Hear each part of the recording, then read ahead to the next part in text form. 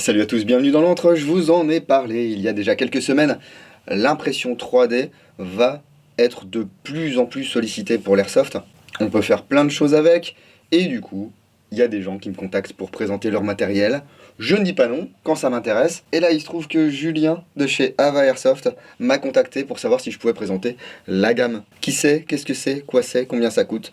Eh bien, je vous dis ça tout de suite.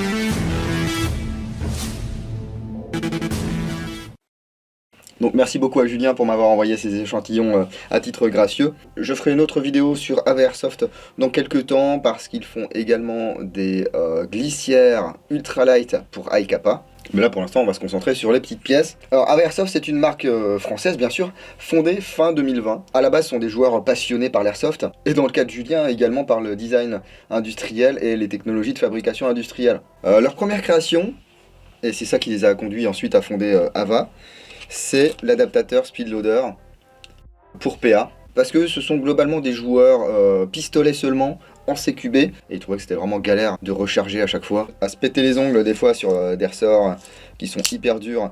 Et puis des planchettes élévatrices qui sont pas vraiment adéquates.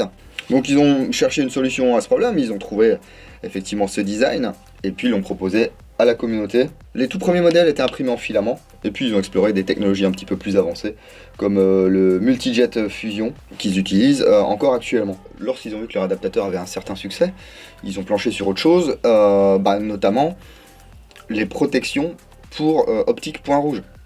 Alors ils se sont dit effectivement les flip-up, alors c'est bien, ça protège, simplement c'est pas toujours très esthétique, et puis sur certains optiques, notamment ici les EOTech 552, eh ben, votre vitre elle est super loin de l'optique, donc il y a toujours une bille qui peut passer entre la vitre et puis l'optique. Donc ils ont dessiné toute une gamme de protections low profile, sur lesquelles on va avoir un support et une lentille qui peut être changée en cas de choc, ce qui fait qu'on n'a pas besoin de racheter support plus lentille à chaque fois. Les lentilles sont faites en acrylique ultra transparent. Voilà, globalement, là je vais vous présenter toutes ces pièces une par une, et on va commencer bien sûr par l'adaptateur Speedloader, qui était le fer de lance d'Ava Airsoft. Chaque pièce est livrée dans un petit sachet plastique. Alors bon, vous savez, je suis pas non plus méga écolo, hein, mais moi j'aimerais bien que ce soit livré dans autre chose que du plastique. Bon, après, c'est sûr que ça, sur un étal, ça fait toujours bien. Sachant qu'Ava est distribué en direct sur leur page Facebook. Bientôt, ils vont avoir un site web. Mais vous pouvez également trouver les pièces Ava chez OPS Store, Max de Joule, Scarabée Airsoft et ACP Airsoft Shop en Suède. Voilà, alors effectivement, ça a l'air solide. Il y a une petite griffe ici, je suppose pour prendre la planchette élévatrice. Ensuite ici, faire tomber les billes. Bon, on va voir, hein. J'ai un BB loader ici. Voilà, ça va se mettre comme ceci. Voilà, donc là il est bien en place. On visse. Là, ça ne bouge plus. Ici, je viens prendre la planchette élévatrice avec la griffe. Je descends.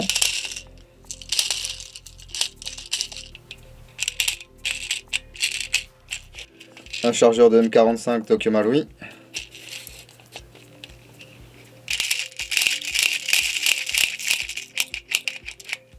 Voilà, bon j'ai plus de billes, mais vous voyez le principe, hein. On va éviter effectivement de se péter les ongles et de risquer que la planchette remonte et puis casse les lèvres, ça peut arriver hein, sur certains chargeurs. Une autre petite pièce bien utile, alors certains diront que c'est peut-être du gadget, hein. Eh bien c'est le Scorpion Evo Clip. Voilà, donc on a une petite griffe comme ceci, maintenue fermée par une vis et un écrou. C'est un écrou nil stop, hein. Voilà. Alors globalement, qu'est-ce qui se passe quand on enlève le garde-main du Scorpion Evo? Garde-main qu'il faut ôter relativement souvent parce que la batterie se place à l'intérieur. Et bien voilà, le levier d'armement a tendance à se barrer. Avec le clip, qui se pose comme ceci, et bien ça va stopper le levier d'armement. En plus c'est relativement discret. Voilà, il n'y a pas besoin de serrer comme un mulet. On n'a plus besoin de se demander si notre levier il va se barrer à droite ou à gauche. Voilà, on a le petit logo Ava en plus dessus. Voilà, c'est le genre de truc que l'impression 3D nous permet de faire à moindre coût, j'ai envie de dire. Parce que si on devait créer un moule, ne serait-ce que pour une petite pièce comme ça, ça coûterait une blinde. Alors après, on peut faire des moules maintenant justement en impression 3D. Donc passons aux protections pour Red Dot. Ici pour viseur holographique, ici pour viseur réflexe. Et ici pour RMR, alors j'ai pas de viseur réflexe donc je pourrais pas vous montrer comment ça se monte. Mais on va essayer de monter celui pour l'holographique. On a une structure ici en impression 3D, toujours avec le logo. Ici 2 vis pour pouvoir fixer la lentille de protection qui est très épaisse. Voilà. Alors là forcément elle est opaque hein, parce que on a les petits feuillets de protection. Donc l'idée ça va être ici de venir glisser la protection comme ça. Alors c'est un Neotech RS, je sais pas eux ce qu'ils ont pris pour leur mesure. Voilà. Alors, on va peler ici 2 protections. C'est effectivement extrêmement transparent. Et ici on va venir visser, bien sûr, toujours en évitant de serrer comme un maboule. Et là on a notre vitre de protection. Si j'allume, je peux pas, parce qu'il n'y a pas de pile.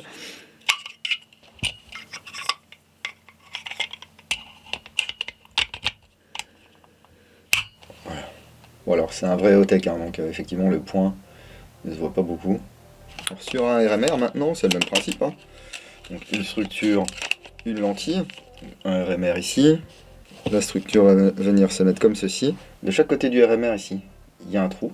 Et l'idée c'est que les vis ici vont venir se fixer dans les trous. Alors, on va regarder hein, si ça tombe en face. Hein. Parce que le problème des RMR c'est qu'il y en a 50 marques. On ne sait pas toujours d'où ça vient. Écoutez, ici déjà on dirait que ça tombe en face. C'est ça qui peut être compliqué également lorsqu'on fait de la création comme ceci. Voilà, encore une fois on ne sert pas comme un maboule. Alors tout se fait avec une clé Allen de 2. Hein. Il n'y a pas besoin de ramener une trousse à outils. Excusez-moi, je suis un petit peu enrhumé. Je vous renifle dans les oreilles. Venir peler ici, pareil, les couches de protection. Voilà le résultat. Je vais vous monter ça sur une réplique, les gars. Et voilà le travail. Et on a le même principe ici pour les viseurs réflexes. Ensuite les eye keys ici. Alors si vous ne savez pas à quoi ça sert, je vais vous montrer ça tout de suite. Eh bien ce sont des petites pièces en forme de i, comme leur nom l'indique. Elles vont venir se placer à ce niveau-là, donc entre la patte de hop-up et le joint. Alors à la base c'était pour les joints avec des profils type Maple Leaf, donc avec des bourrelets assez longs. Et en fait ça va venir faire un appui plus long pour exploiter la forme du bourrelet des joints type Maple Leaf, ou alors des systèmes S-Hop que vous pouvez mettre en place sur vos canons. Hein. Attention avec ce genre de système, il ne faut pas tirer de la 0.1 ou de la 0.25. Hein. Passons maintenant aux molettes de réglage, aux roues de réglage pour Hop-Up type 1911 iCappa. Alors j'ai découvert avec cette vidéo qu'elles sont plus larges que les roues pour Glock. Alors apparemment ça fonctionne aussi ça sur les blocs Hop-Up de P226. Donc le principe c'est d'avoir vraiment une spirale beaucoup plus longue, beaucoup plus importante, pour avoir une plage de réglage beaucoup plus importante également. J'ai le bloc hop-up de mon iCappa d'or. Et là on peut voir qu'il n'y a pas photo hein, entre la plage du réglage Tokyo Marui et la plage de réglage de la molette Ava. Bah tant qu'on y est on va mettre la Ava là. Elle va aller mieux comme ça.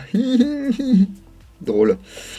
Alors ce qu'il faut savoir c'est qu'elles sont un petit peu plus épaisses que les molettes d'origine, tout simplement pour que lorsque vous serrez votre bloc hop-up, eh bien elle ne bouge plus du tout. Donc vous faites vos réglages, et une fois que vous avez les réglages qui vous plaisent, eh bien vous serrez votre bloc à fond.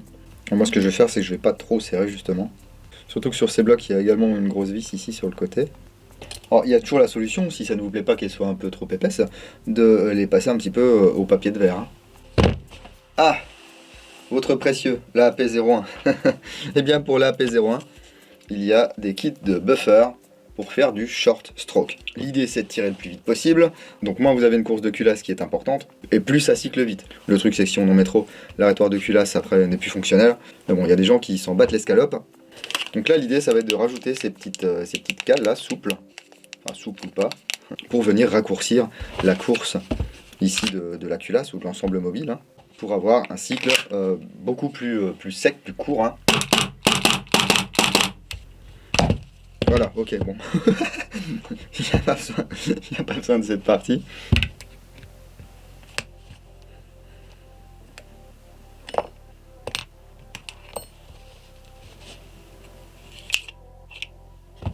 Ok, j'y vais un peu au pif. Hein. Je suppose ouais, que ça se met sur cette tige. Comment elle s'enlève cette tige déjà? Comme ça? Je suis peut-être en train de faire de la merde, hein, les gars. Ok. Donc là, je suppose qu'on met ça. 2, 3. Allez, j'en mets 3, hein, je suis un déglingo.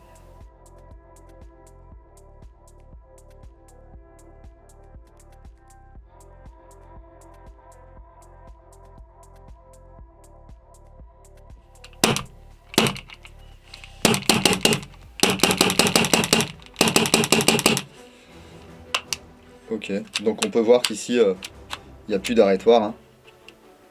Enfin, du moins qu'il est plus fonctionnel. Mais bon, si vous faites du Speedsoft, c'est peut-être le dernier de vos soucis. Et il existe les mêmes buffers pour iCappa. Ça va venir se mettre à ce niveau-là.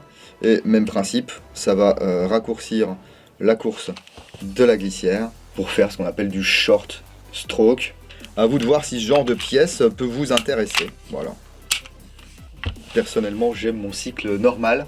Je suis pas là pour tirer 50 billes à la seconde. Mais si ça vous est d'une quelconque utilité, eh bien, n'hésitez pas. Ava est là pour vous fournir ces pièces. Hop, voilà, parce que la monétisation, moi, c'est quelque chose que j'aime pas trop. Voilà pour ces pièces Ava Airsoft. Merci encore à eux pour m'avoir envoyé ces échantillons afin que je puisse les découvrir et puis vous les montrer.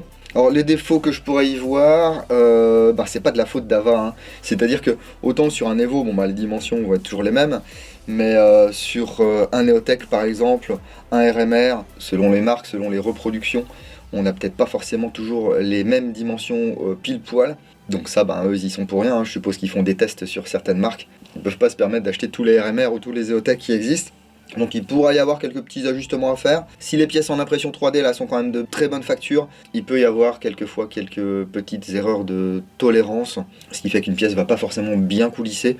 Donc n'hésitez pas à reprendre avec un tout petit forêt. Par exemple ici les cales, on a vu qu'elles coulissaient pas très bien sur la tige guide. Eh bien on met un tout petit coup de forêt de diamètre légèrement supérieur afin que ça coulisse très bien et que notre cycle soit toujours fluide. Je suis toujours content de vous montrer du matériel fabriqué en France, fait par des Français. En plus c'est déjà disponible dans quelques boutiques, hein. Je vous l'ai dit, hein, il y a les copains d'OPS Store, Sylvain chez Scarabée Airsoft, Max de Joule et en Suède ACP Airsoft Shop. Donc si vous êtes un pro et que vous êtes intéressé pour la distribution de ces produits, n'hésitez pas à contacter Ava sur Facebook. Voilà, en tout cas moi je mets un gros pouce à Ava Airsoft, n'hésitez pas à vous mettre un gros pouce sur cette vidéo. Abonnez-vous, activez les notifications, ça vous permet d'en louper le moins possible. Et si vous ne voulez absolument rien louper, suivez-moi sur Facebook, sur Instagram, sur Twitch et sur www.l'entredinago.com. Merci à tous ceux qui font la démarche d'utiliser les liens qui sont dans la description de la vidéo. Ça me permet de continuer à faire cette activité que j'aime, qui est une passion, voilà. Découvrir du matériel, vous montrer du matériel. Je suis pas là pour vous vendre des choses, donc je compte sur votre esprit critique et sur votre personnalité pour faire la part des choses et pour décider si oui ou non ce genre de produit ou n'importe quel produit que je présente peut vous intéresser et peut vous aider à pratiquer l'airsoft. Continuez à prendre soin de vous. Si vous allez jouer le week-end prochain, n'oubliez pas, jouez sérieusement mais sans le prendre au sérieux. Et moi je vous dis à bientôt dans l'Entre du Nago. Bise.